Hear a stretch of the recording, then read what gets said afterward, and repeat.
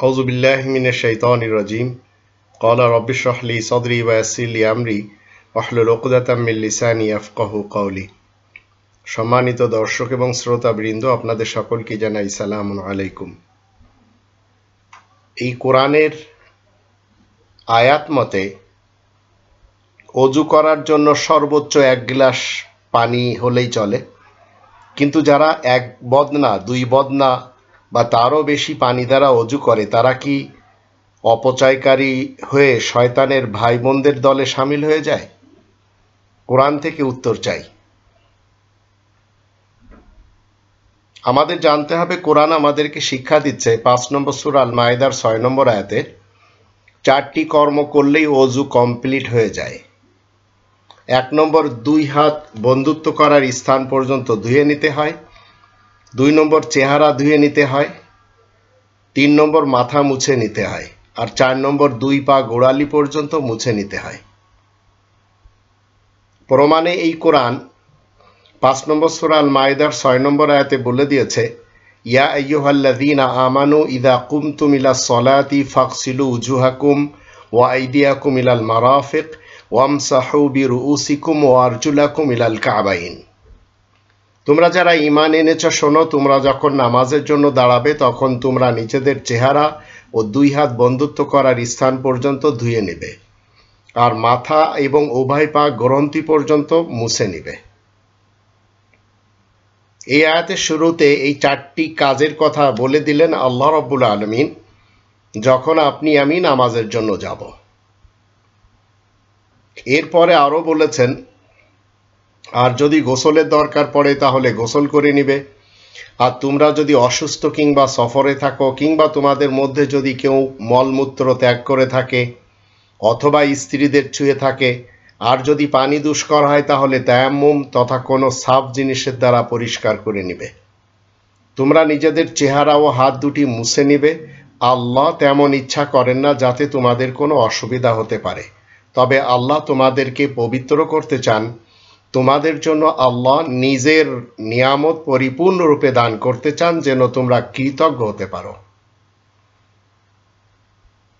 এখন চিন্তা করে দেখুন, ওযুর জন্য 4টি কাজ করতে হবে। এটি হচ্ছে এই কনস্টিটিউশনের বিধান। এই বিধানের একটু বিপরীত যদি আপনি আমি করি তাহলে আপনার আমার ঈমান থাকবে কিনা সেটি আপনাকে চিন্তা করতে হবে। এখন যারা অযথা পানি নষ্ট করে ওযু করে, 1400 বছর থেকে করে আসছে, তারা এই 2টি আয়াত একটু জেনে নিন শয়তানের ভাই বোন হয়েছেন কিনা। 17 নম্বর সূরা বানী ইসরাঈলের 26 এবং 27 এই আয়াত দুটি আল্লাহ বলেন, ওয়াতিযাল কুরবা হাক্কাহু ওয়াল মিসকিনা ওয়া ইবনাস সাবিল ওয়ালা তুবাযযির তাবযীরা ইন্নাল মুবাযযিরিনা কানু ইখওয়ানাশ শায়াতিন ওয়া কানা শাইতানু লিরাব্বিহি কাফুরা। আত্মীয়দেরকে তাদের হক দিয়ে দাও, অসহায় মিসকিন সত্যপথের সন্ধানী যারা তাদের হক আদায় করে দাও, অপচয় করে সব উড়িয়ে দিও না। এই কথা সত্য সুনিশ্চিত, অযথা খরচকারীরা শয়তানের ভাই বোন হয়ে থাকে, আর শয়তান নিজ রবের প্রতি বড়ই অকৃতজ্ঞ অবাধ্য। সামান্য ফজরের সময় আপনি 2 রাকাত নামাজ পড়ার জন্য যাচ্ছেন, 1 গ্লাস জল হলে আপনার ওযু শেষ হয়ে যায়, কিন্তু আপনি কি করছেন? কন্টিনিউ পানি নষ্ট করে চলেছেন।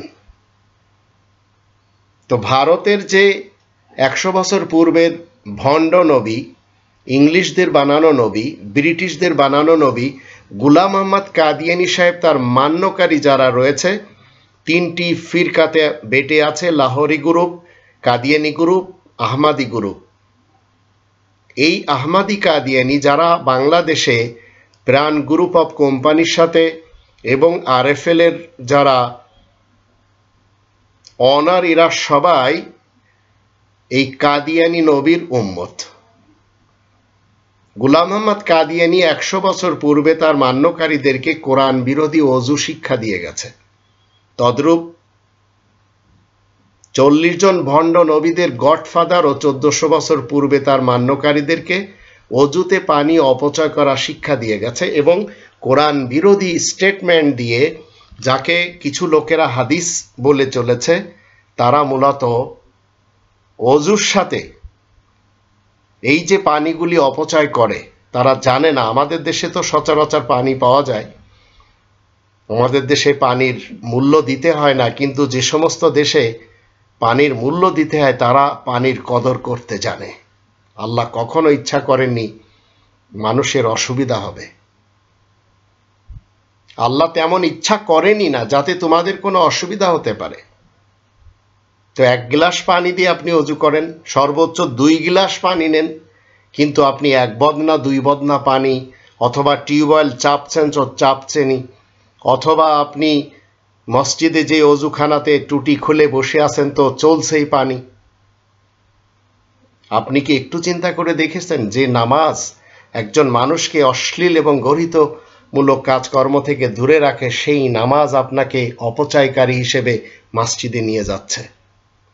এই কোরআনের 29 নম্বর সূরা আল আনকাবুতের 45 নম্বর আয়াতের শেষে কি বলা হচ্ছে? ইন্নাস সালাতা কানাত আলাল মুমিনিনা কিতাবাম, ইন্নাস সালাতা তানহা আনিল ফাহশাই ওয়াল মুনকার। নিশ্চয় নামাজ যাবতীয় অশ্লীলতা থেকে দূরে রাখবে, যত ফাহিশা এবং মুনকার কথাবার্তা বলেন, কাজকর্ম বলেন, সেখান থেকে দূরে রাখবে। তো আপনি অজু করার নাম নিয়ে মসজিদে যাচ্ছেন এবং আপনি শয়তানের ভাই বোনদের অন্তর্ভুক্ত হয়ে ফেরত আসছেন। একটু চিন্তা করে দেখুন, যাকে মেনে চলেছেন আপনি, আহমাদি, কাদিয়ানি, শিয়া, সুন্নি, সালাফি যেই হন না কেন, কোরআনের রাসূল কারীমের মুখের বাণী ছেড়ে আপনি যদি মনে করেন আপনি সঠিক অজু করছেন, তো সেই অজুটি কোরআনের রাসূল কারীমের মুখের বাণীর মতে হচ্ছে না, হচ্ছে অন্য কারোর মতে।